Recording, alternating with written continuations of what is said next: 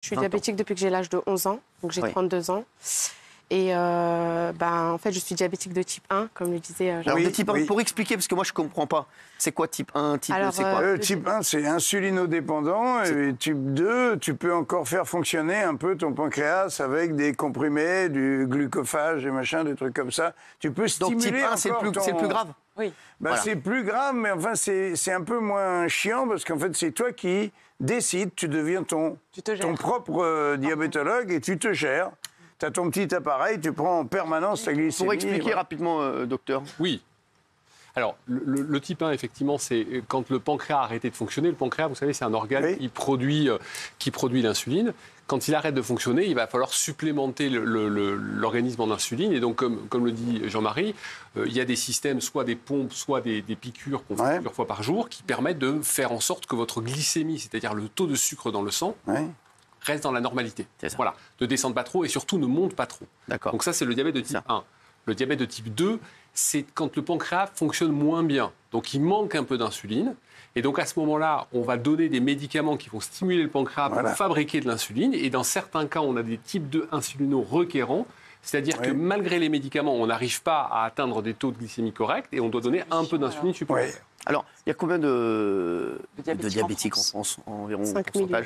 5 millions. 5 millions, c'est énorme. En France. C'est énorme. Hein. C'est énorme, exactement, c'est énorme. Alors, Amina, donc, vous êtes diabétique depuis l'âge de 11 ans. Votre traitement, exactement, c'est le même depuis l'âge de... toujours de l'insuline rapide. Donc, comment ça se passe après, il y a plusieurs... C'est vous qui vous faites la piqûre vous-même? C'est ça. Vous avez des systèmes de pompe aussi maintenant. Mais la base de ce qu'il y a à l'intérieur, c'est l'insuline. La piqûre, c'est quoi? C'est dans le... On se l'injecte sur les bras, le ventre ou les jambes, les cuisses. Ouais. D'accord. Et c'est de l'autogestion, de la contrainte, parce qu'on n'a pas le choix que de se soigner en fait avec cette insuline-là. Exactement. Vous êtes obligé de vous soigner parce que les risques, si vous ne soignez pas, c'est la mort. On meurt. Exactement. On meurt. Voilà. Parce que le taux de vital. glycémie est trop élevé et derrière. Et donc on finit par faire un coma et mourir. D'où l'importance de ce médicament. Il est extrêmement important, il est vital. C'est vital pour nous. Alors, et depuis 21 ans, pas de problème, tout se passe bien. Pas de problème. Non, mais c'est-à-dire que tout se passe bien, vous trouvez votre traitement facilement?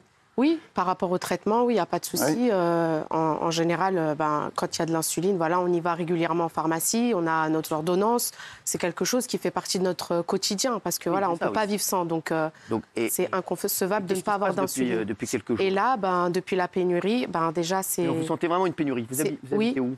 J'habite dans le 91 à Corbeil-Essonnes. D'accord. Oui, je suis partie à la pharmacie avec mon ordonnance. Votre pharmacien n'a plus d'insuline? Il n'y a plus de Novorapide, donc c'est l'insuline actuelle. Oui, d'accord. Oui, c'est ça ou l'Humalog, donc, je sais. Après, il y a des équivalences. Il y a toujours un équivalent. Il y a par exemple la Fiasp. Vous ne connaissez pas, mais certaines personnes connaissent. Ça va être aussi une insuline rapide, mais elle qui, par exemple, agit beaucoup plus vite. Et du coup, nous, ça nous chamboule dans notre traitement de tous les jours. On vous a expliqué pourquoi il n'y en avait plus? Non. Pas du tout. On vous a dit en ce moment... Il n'y a pas d'insuline. Donc, quand on va à la pharmacie, on n'a plus votre insuline. Il nous renvoie vers notre médecin pour avoir une autre ordonnance parce que c'est des médicaments qui se donnent sous ordonnance. Donc, après, on va voir le médecin. Il nous donne des équivalents, mais des fois, qui ne conviennent pas. Et puis, des fois, même, on fait plusieurs pharmacies pour trouver l'insuline qu'on a sur l'ordonnance. Ce qui est très compliqué avec l'insuline, et le docteur me confirmera, c'est l'adaptation. On met du temps un peu à trouver la bonne insuline pour traiter le diabète. Donc, ça met 1, 2, 3 mois. Donc, du jour au lendemain, si vous voyez qu'il y a une pénurie d'insuline sur laquelle vous êtes depuis plusieurs mois, plusieurs années, comme la demoiselle, là, on est un peu pris, on a des problèmes de délivrance et de trouver le bon médicament. Donc, et de changer. Il faut qu'elle retourne voir son diabétologue et de retrouver, en attendant la pénurie, un nouveau produit, un nouveau médicament. Énorme galère. Sachant que les médecins ne seront pas forcément au courant des carences et des problèmes d'approvisionnement. Donc nous, on va prescrire quelque chose, on peut se retrouver dans la même situation, c'est-à-dire que le pharmacien ne l'a pas parce que le médicament qu'il avait quelques jours avant, il n'a plus parce qu'il n'y en a plus. Alors, Bruno, vous êtes pharmacien. Qu'est-ce qui se passe actuellement avec les médicaments? On en avait parlé lors d'une précédente émission, mais là, sur l'insuline, ça fait extrêmement peur, parce qu'il y a énormément de gens qui doivent nous regarder, qui sont diabétiques. Jean-Marie, voilà, Bien sûr. Pourquoi est-ce qu'on a fabriqué a pas en France. Non, mais ça, c'est le problème majeur depuis le début. Vous l'avez vu pendant le Covid. Oui. En réalité, on devrait tout fabriquer en France. Mais exactement, on n'est pas autonome. On dépend d'autres pays. On dépend d'autres pays pour la matière première. Alors, il y a l'insuline, mais le problème aujourd'hui, c'est qu'il n'y a pas que l'insuline. Vous allez retrouver, il y a tous les paracétamol, le Doliprane qui est en rupture, les antibiotiques. Vous réalisez qu'il n'y a plus d'antibiotiques en pharmacie. Les hormones de croissance. On manque de tout. Et en réalité, il y a eu plusieurs problèmes. C'est un millefeuille de problèmes qui s'est passé ces 6 derniers mois. C'est qu'il y a eu les épidémies, il y a eu le Covid qui est passé en octobre à décembre, les demandes, la grippe. Donc il y a eu une forte demande. Et à la base, il y a eu une pénurie de matières premières, plus un problème de transport, plus les personnes qui se sont basculées sur d'autres produits parce que un est en rupture. Donc quand vous avez ce problème-là, ça monte et vous tombez sur des ruptures. Et les labos ne peuvent plus produire autant que ce qu'on leur demande, sachant aussi, et ça c'est un autre problème, c'est que le prix des médicaments en France sont très très très bas. Voilà. Et ça n'intéresse pas les laboratoires à vendre les médicaments en France. Priorité ailleurs. Quand vous voyez un Clamoxyl, un sirop Clamoxyl, avec la bouteille en verre, le carton, le bouchon en plastique, la matière première, le principe actif, tout ce que vous avez, et qu'ils achètent ça moins de 50 centimes le médicament, le labo, qu'est-ce qu'il a intérêt à vendre en Italie, en Belgique, en Hollande, où le prix est beaucoup plus cher. 2 fois, 3 fois plus. Donc, 40% moins cher qu'en Suisse. Et c'est ce qu'a fait l'Allemagne. 33% moins cher qu'en Allemagne. Non, mais la question, c'est... Et l'Allemagne, il y a quelques mois, a augmenté ses prix pour pouvoir récupérer le marché du médicament. Pourquoi on n'augmente pas les médicaments? C'est en pourparler, mais vous savez comment ça se passe en France. Le pourparler, il y a des commissions, sur commissions, sur commissions. Voilà, et on va tomber en été ou en septembre. Mais les gens sont d'accord pour payer leurs médicaments plus cher? Non, la France, c'est des médicaments remboursés. C'est pas le patient. Oui, mais donc c'est pas gratuit quand même. Oui, mais alors on laisse mourir les gens? Non, je n'ai pas la solution. Elle a raison, Gégé. Le problème qu'il y a, c'est que après tu vas augmenter les médicaments, ça va retomber encore sur l'État. La sécurité sociale, le trou. Il y a un problème de concurrence. Non, mais là, il y a un problème de système. Non, mais il y a un problème de concurrence avec les autres pays. Donc, seront avantageux ceux qui vendront plus cher. Et c'est des labos français. C'est absurde. En fait, c'est la partie émergée d'un iceberg d'une faillite complète d'un système de santé. Exactement. Là, on parle du médicament, mais on a la même chose avec les médecins à l'hôpital, on a la même chose avec les médecins en ville qui sont en grève parce qu'il y a une négociation qui se fait avec un État qui n'entend pas. Et donc, c'est juste le résultat de tout ça. C'est-à-dire que moi, j'avais espéré que pendant la période du Covid, nos autorités aient compris qu'il fallait changer un système, qu'il fallait le réformer, qu'il fallait travailler différemment. Il ne s'est rien passé. C'est pire. Rien. Et c'est même pire aujourd'hui, puisqu'on a accumulé, on parlait de la Chine, on parlait des matières premières. Il n'y en a plus parce que la Chine, elle est en pleine épidémie de Covid, puisque vous avez vu qu'elle avait libéré en fait, les Chinois, et donc ils ont attrapé le Covid. Et donc, elle a besoin des médicaments aussi. Donc, c'est logique qu'elle se serve avant de vendre à l'extérieur. Donc, c'est une vraie faillite du système de santé. Alors, juste, il faut savoir Amina, juste pour revenir à Amina, aujourd'hui, je sais que vous avez dit à mes équipes, vous avez eu extrêmement peur, vous avez dit, à un moment, comment je vais faire s'il n'y a plus d'insuline? Vous allez peut-être devoir changer votre traitement. À un moment, vous avez eu peur de... J'ai peur de mourir. Bah oui, c'est ça le truc. Hein. Parce qu'en fait, c'est vital pour moi. Donc, avant toutes les choses de la vie, moi, la base de tout, si je pars en voyage, si je sors de chez moi, quand je me réveille, c'est toujours l'insuline. C'est une surveillance constante, c'est de l'autogestion. De tous les jours, de chaque minute de ma vie, je prends plus de 100 décisions par jour juste pour survivre, pour me dire que aujourd'hui, je vais pouvoir passer ma journée normalement. Donc déjà, ça, c'est juste être diabétique de type 1. Aujourd'hui, j'entends qu'il n'y a plus d'insuline. Je vais moi-même à la pharmacie, on me dit qu'il n'y a pas mon traitement. Et ça crée une psychose, j'ai peur. La pauvre. En fait, j'ai peur. J'ai peur à savoir que déjà, moi, je suis un cas un petit peu particulier parce que je suis diabétique depuis longtemps. Donc, depuis que j'ai l'âge de 11 ans, j'ai été dans une période de déni pendant un moment. Donc, je ne faisais pas mes traitements comme il fallait. Okay. Donc, j'étais en manque d'insuline indirectement, vu que je ne mettais pas tout ce qu'il fallait comme il fallait. Et ça m'a causé des complications. Parce que le diabète, c'est une maladie qui est silencieuse et qui peut causer beaucoup de complications avant la mort. Donc, j'ai les yeux qui sont touchés, l'estomac, les jambes et le pire, entre guillemets, les reins. Donc là, je suis en attente de greffe. Donc moi, déjà, mon diabète est très compliqué. J'ai tout ça sur les épaules. C'est mon combat de tous les jours. Tous les jours, je ne dois pas vivre, mais survivre. Et quand je vois qu'il y a un manque d'insuline, qu'il y a une pénurie d'insuline, j'ai peur, en fait. J'ai peur de mourir. J'ai peur que demain, tout s'arrête parce que je ne vais pas trouver mes traitements, en fait. Nous, Et avec c'est 0 d'insuline, on meurt en 3 semaines à peu près. Hein. c'est Dans 3 dramatique. semaines, on fait un coma diabétique. On fait un coma, voilà. Et Juste pour nos téléspectateurs, docteur Bobot, quels sont les symptômes parce que peut-être qu'il y a des gens qui nous regardent qui ne savent pas. Comment on sait qu'on est diabétique? C'est quoi les premiers symptômes? Alors, le signe le plus caractéristique, c'est le syndrome polyuropolydipsique. C'est-à-dire que ce sont des gens qui vont se mettre à boire énormément d'eau. Ouais. Évidemment, ils urinent beaucoup et ils maigrissent. Et donc, dans le dépistage qu'on va faire, systématiquement, on va faire une glycémie à jeun, et c'est là où on va trouver une hyperglycémie, et on va aller chercher pour essayer de comprendre ce qui se passe. Donc c'est quand on boit énormément d'eau déjà, il faut se poser syndrome une question. polyuropolydipsique. Non, il faut boire beaucoup et il faut maigrir. D'accord. D'accord. Donc, et ça, c'est assez caractéristique. Et quand on a l'habitude et qu'on voit les patients, on fait des examens sanguins, mais c'est un examen hyper simple. C'est une glycémie à jeun, ça se fait très simplement au laboratoire et ça permet de faire le diagnostic. D'accord. Et donc après... On a parlé aussi de troubles de la vue. Alors, les troubles de la vue... Ah bah ça, c'est quand tu as atteint un stade... Voilà. Ils viennent quand ça fait partie des complications du diabète, comme disait Amina. Souvent, les diabétiques de type 1 sont diabétiques assez jeunes. Et il y a toujours cette phase de déni quand ça arrive en préadolescence, où très compliqué comme n'importe quel adolescent de faire suivre un traitement, parce que c'est un traitement à vie, comme vous le disiez, c'est un traitement de tous les jours, donc c'est compliqué d'accepter. Il y a une phase de refus, pourquoi moi? Et puis ensuite on commence à accepter, mais la maladie a commencé à faire son effet, et il y a des complications, et notamment les complications oculaires. Alors pour nos téléspectateurs, Bruno, qui se disent, c'est pas possible... déjà, je trouvais plus du Doliprane, je trouvais pas d'antibiotiques. Là, maintenant, on me dit que c'est l'insuline qui fait défaut en pharmacie. Est-ce que vous nous confirmez tout ça? Oui, alors ça, c'est une évidence au quotidien dans la pharmacie. Vous êtes vraiment en galère? Tous les pharmaciens, on est en galère, on ne trouve pas.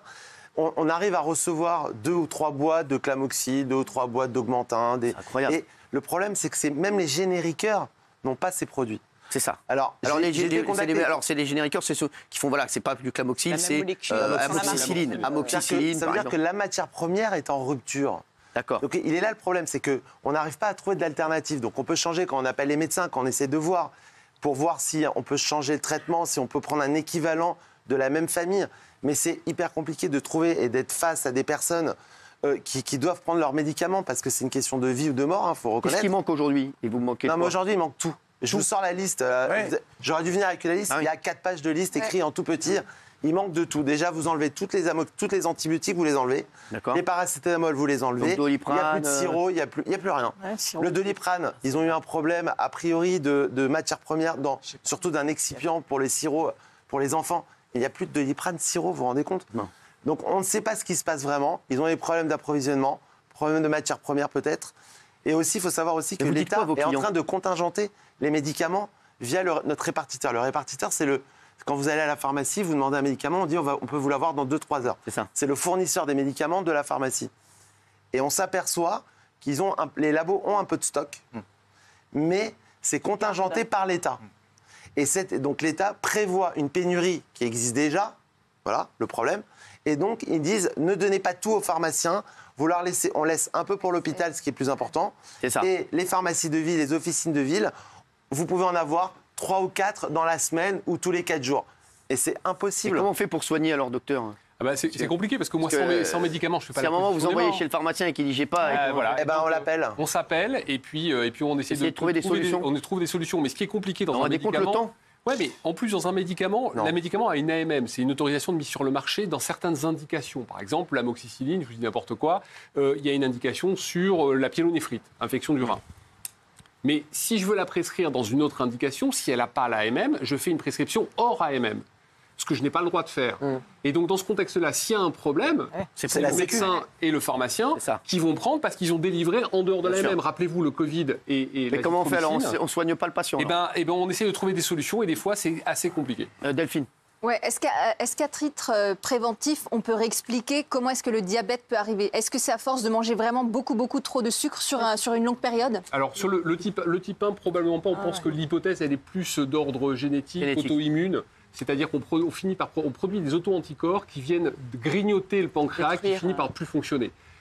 En revanche, ce que vous dites, ça se retrouve dans le diabète de type 2, c'est-à-dire que les diabétiques de type 2 sont en général plus âgés, ce sont en général des bons vivants, ils ont un peu du surpoids, et donc là, il y a une insulino-résistance, c'est-à-dire que le pancréas produit, mais le corps résiste à l'insuline, et donc il faut apporter plus d'insuline au corps pour que l'insuline puisse fonctionner.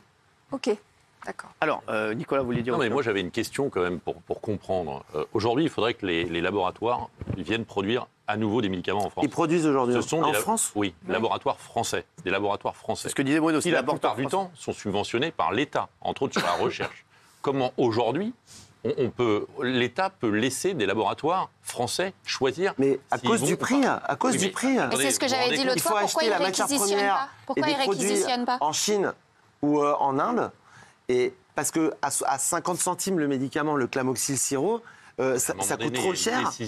Mais c'est là, l'état d'urgence. Non mais attendez, vous avez vu le Covid, l'état d'urgence, comment ça s'est passé pour les masques? On va pas en reparler. Donc ça veut dire qu'à terme, il y a des gens qui pourront plus soigner leur cancer, qui pourront plus soigner leur... On va pouvoir, je suis pas inquiet là-dessus, on va trouver des solutions, des alternatives. On travaille avec les médecins, on travaille avec les hôpitaux, on est le corps médical, on est en contact ensemble. Mais il faut trouver des alternatives, mais surtout qu'on soit aidé de l'État pour trouver justement ces solutions et de peut-être fabriquer en France. Mais après, il y a l'écologie, les usines chimiques qui peuvent s'installer en France. Est-ce qu'ils vont avoir l'autorisation de fabriquer des produits inflammables, explosifs? Je ne sais pas. Donc, si vous voulez, tout ça, c'est un enchaînement de problèmes où on est démunis, comme on a vu avec les masques pendant le Covid, les vaccins, ce que vous voulez. Parce que vous avez, en fait une des réponses, enfin, une des explications au système, c'est aussi de comprendre que le gouvernement, l'État fonctionne.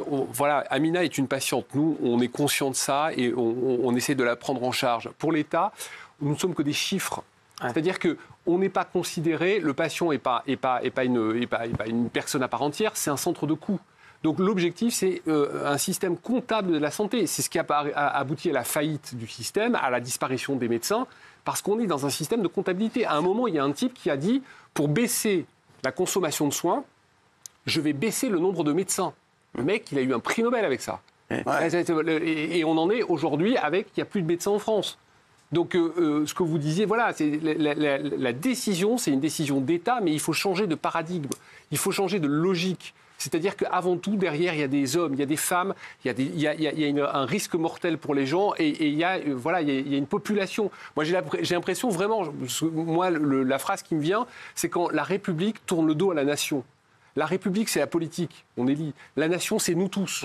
Et en ce moment, ils nous tournent le dos, alors qu'ils devraient nous accompagner. On a vu avec l'hôpital, on a vu avec les médecins, on a des problèmes tous les jours au quotidien de gérer ce type de problème. Mais si on fabriquait en France, vous pensez bien que le prix de la matière première ou le prix du principe actif serait beaucoup plus cher. Bien sûr, ils ne peuvent pas. Et là, comment on fait? Puisque l'État veut le moins cher possible. Oui, mais pour le Covid, on a dépensé tellement que... Et on a dépensé pour plein d'autres choses. Juste pour des passes merci sanitaires à Bruno, merci à Mickaël, merci Amina, merci d'avoir été avec nous. Merci.